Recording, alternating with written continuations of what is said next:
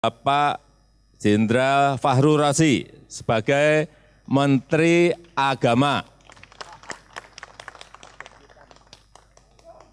Waalaikumsalam warahmatullahi wabarakatuh.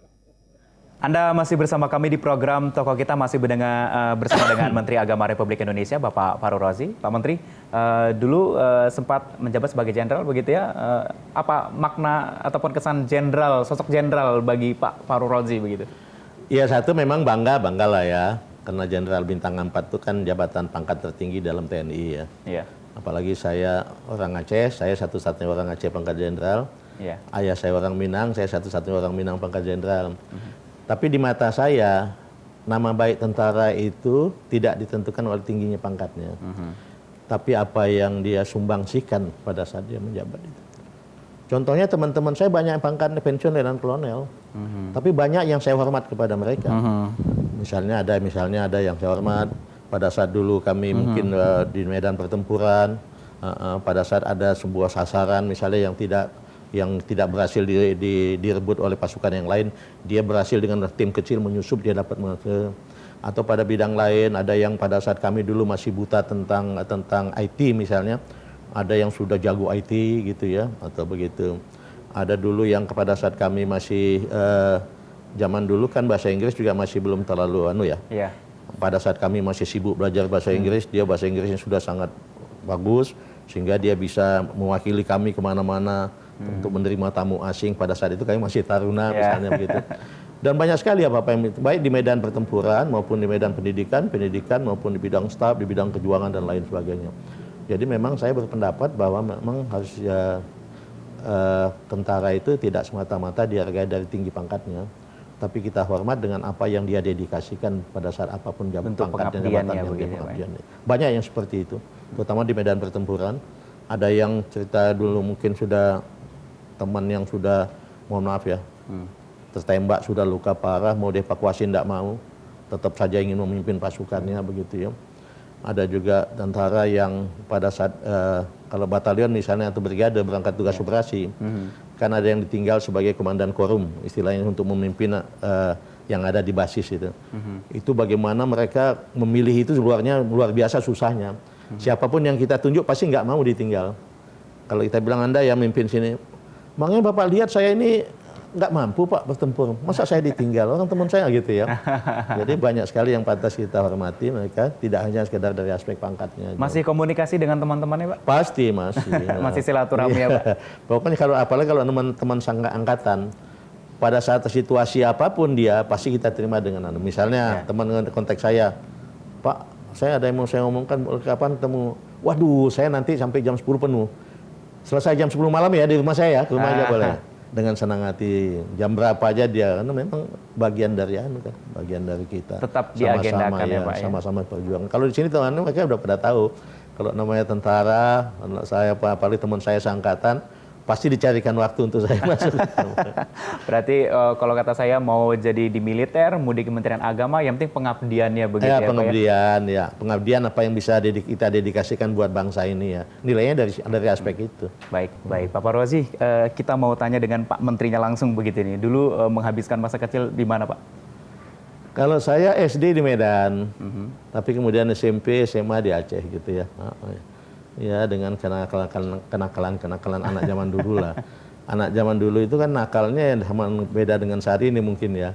Mungkin nakalnya kita dulu nak manjat-manjat pohon, main di sungai, main di laut, main begitu-begitulah nakalnya. Ya, kenakalan itu mungkin ada juga manfaatnya lah ya. Membuat kita menjadi mungkin gesit, energik begitulah, mungkin seperti itu. Sehingga akhirnya memantapkan pada posisi saat ini begitu ya Pak ya. Kemudian memang melanjutkan perkuliahan di mana pada saat itu Pak? Kalau saya masuk ke Akademi Militer masuk tahun 67 ya. Tamat tahun 70. Sama-sama dengan Pak Luhut Binsar Panjaitan, Pak Subagio HS, Pak Agus Sujoyo, Gubernur Lamanas ya. Memang tertarik di militer atau diarahkan keluarga Pak? Enggak, diarahkan enggak. Tapi mungkin karena kenakalan kita itu mendorong kita ke sana begitu ya. Wah ini pas ini kayaknya nakal masuk di situ. Mungkin itu pemikiran gitu ya. Sehingga ibu pun mengatakan ya wah itu dia anak nakal itulah, kalau buat dia gitu-gitu udah biasa itu, biar aja dia ke situ. Nah, gitu. Jadi memang sudah ke sana arahnya begitu ya. Ada perbedaan ataupun persamaan begitu Pak, ketika dulu di militer, akhirnya sekarang di Kementerian Agama begitu, bagaimana perbedaannya? Kalau masalah manajerial saya kira dimanapun sama ya. Ya kemampuan manajerial kan yang dibutuhkan ya pada setiap posisi-posisi seperti ini sama gitu ya. Kita pada posisi di TNI juga sama. Pada saat tingkat-tingkat yang lebih tinggi, yang tinggi ya pasti yang utamakan kemampuan manajerial yang dituntut gitu ya. Dan itu samalah, tidak ada masalah. Oke, baik. Kita pengen mengenal Pak Menteri lebih dalam lagi, masa kecil atau begitu. Ada yang dirindukan di Aceh saat ini, Pak? Kalau Aceh kan ya kebetulan ya saya hobinya makan sih. Kalau ngomong Aceh pasti ngomong makan. Tapi ya teman-teman kecil-kecil banyak di sana.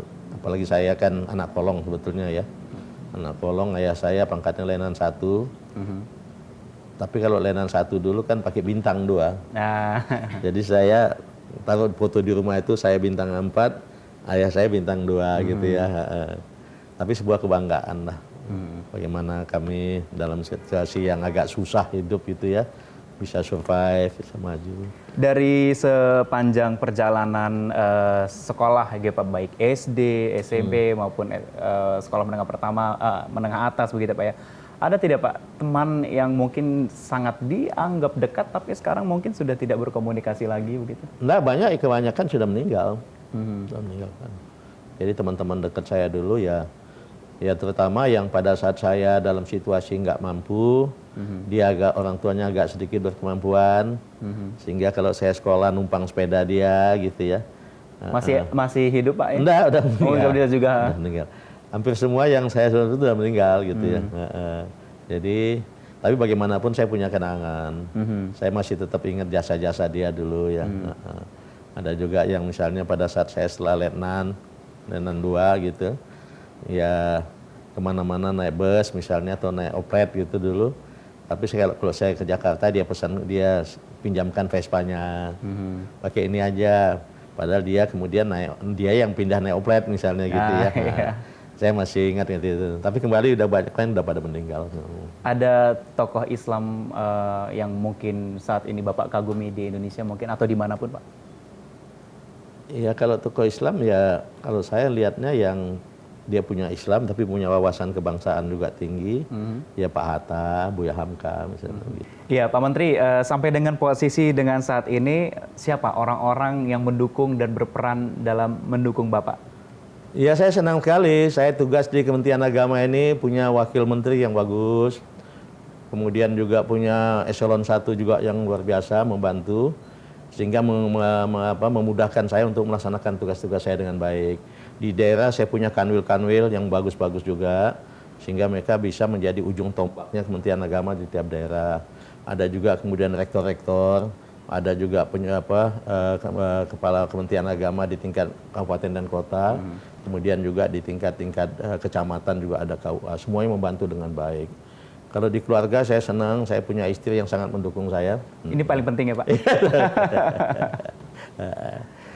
Jadi misalnya pada saat saya dihantemin orang banyak, dia pasti mengatakan gini, Pak, pokoknya lanjut terus, kita hanya sedih kalau Papa itu dihukum kena korupsi. Kalau masalah kena melakukan tugas, lanjut. Nggak usah ada persoalan. Itu luar biasa, saya mendukung sekali. Saya senang karena didukung oleh istri, anak-anak, mantu-mantu, dan cucu-cucu. Terima kasih banyak. Dan terima kasih kepada Wamen, kemudian kepada semua eselon 1 yang mendukung saya dengan baik. Dan juga wartawan tentu aja. Ya, terima kasih juga untuk Pak Menteri. Terakhir, Pak Menteri, pesan-pesan bagi teman-teman generasi milenial ataupun masyarakat Indonesia terkait apapun itu di tubuh Kementerian Agama, silahkan Pak.